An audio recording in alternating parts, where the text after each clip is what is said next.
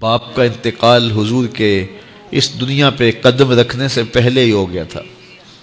ابھی شکم مادر میں تھے کہ حضرت عبداللہ کا انتقال ہو جاتا ہے. در یتیم پیدا ہوئے ہیں.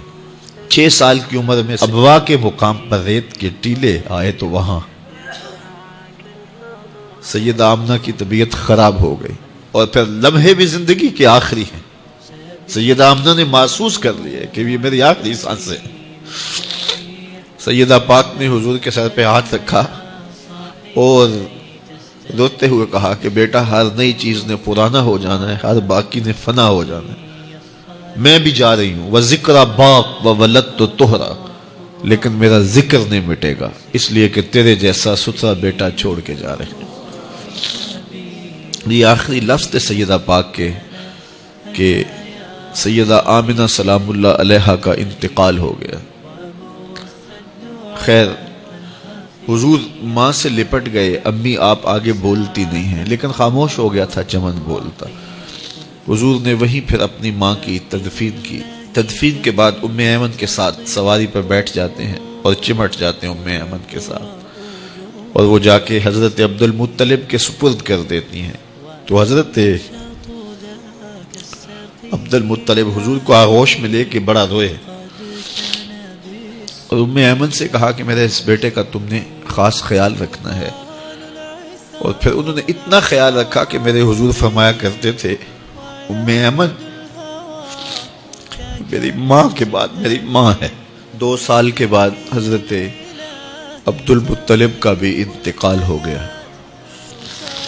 ابن حشام کے یہ لفظ سینہ چیرتے ہیں کہ جب امیر قریش کا جنازہ اٹھا تو سارا مکہ جنازے کے لیے امڑ آیا، لیکن لوگوں نے 8 سال کے ایک بچے کو دیکھا جو دیواروں سے لپٹ لپٹ کے رو رہا تھا.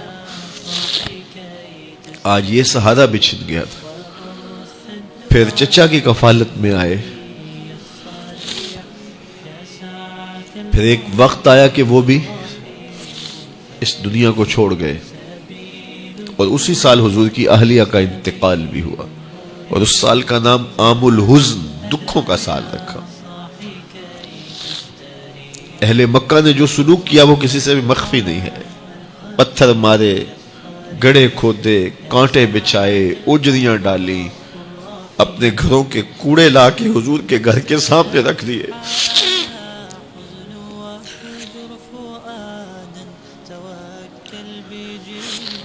یہ کس چیز کی سزا دے رہے تھے میرے حضور کو؟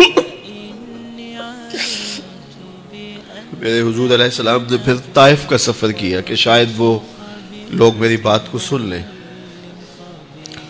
لیکن انہوں نے جو دردناک سلوک کیا وہ بھی تاریخ کا ایک انتہائی دردناک باب ہے. انہوں نے اوباشوں کے ہاتھوں میں پتھر دیے اور جس راستے میں میرے حضور نے گزرنا تھا ان کو اس راستے پہ کھڑا کر دیا اور کہا ان پہ سنگ زنی کرو.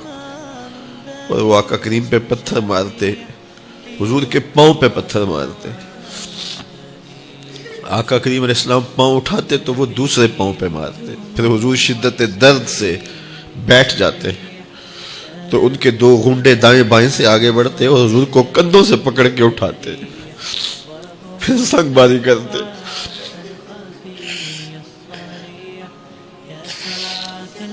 نالین حضور کے خون سے بھر گئے. عذاب کے فرشتے حضور کے پاس آئے کہ اگر آپ بد دعا بول دیں تو ابھی ہم ان پہاڑوں کو جوڑ دیتے ہیں اور یہ طائف کے لوگ پس جائیں گے. ان پہاڑوں کے درمیان آسمان سے پتھر اتریں گے، ان کے سر کچل دیے جائیں جنہوں نے آپ کو دکھ دیے. اب صحابہ جو ساتھ تھے انہیں بھی شدید آرزو تھی کہ حضور ان کے لیے بد دعا کریں، انہوں نے بڑا دکھ دیا. تو پھر حضور کے ہاتھ اٹھ گئے. صحابہ کا خیال یہ تھا کہ ابھی حضور کی زبان کھلے گی اور بد دعا کے لفظ نکلیں گے اور یہ پیس دیے جائیں گے.